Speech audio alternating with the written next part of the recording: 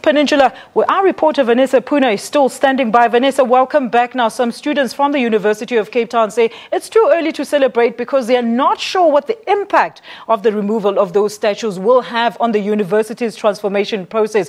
What are we reading from these sentiments? The issue of what happens to the funding provided by the estate of Mr. Rhodes.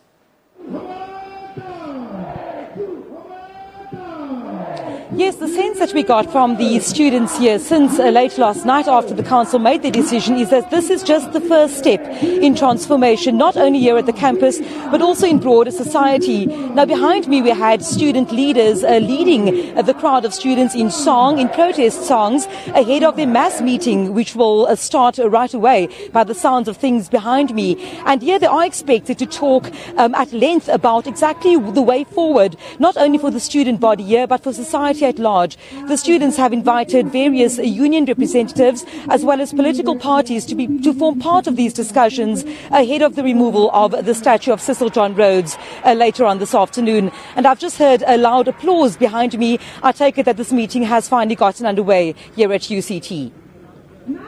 What you were saying earlier, what are the students saying at this latest development on the fact that the statue is now going to be removed? Do you know where it will be moved to at this point? Are they happy with the latest arrangement?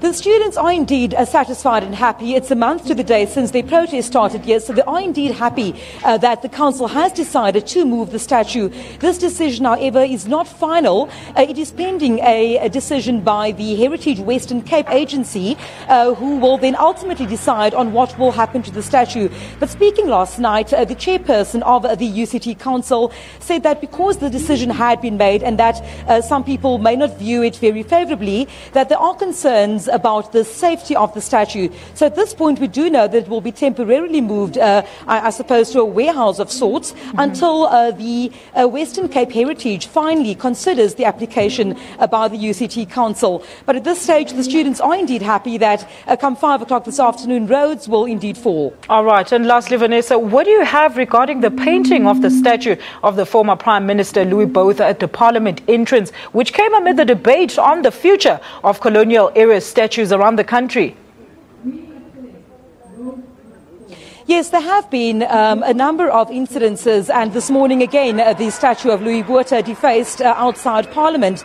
The students here have not yet made their views known about that occurrence, but I think at the end of the day, the sense that I've got speaking to the various students over this month-long protest is that they really want all symbols of colonialism, all symbols institutionalized in South Africa. Really, they wanted to be relooked at. So if I were to venture a guess at this point, I think that they would also be calling for the greatest South Africa to relook at not only the symbols at universities but also around the country, and to decide exactly where the space would be to find for these symbols. Also bearing in mind that it is important, heritage, South Africa's history cannot just be erased, but I suppose that the students here will also take favourably to having relooked at all those prominent positions of these symbols and statues in South Africa. Thanks, Vanessa. We'll definitely try and get hold of you after the student meeting. That's Vanessa Poonah, live to us from Cape Town,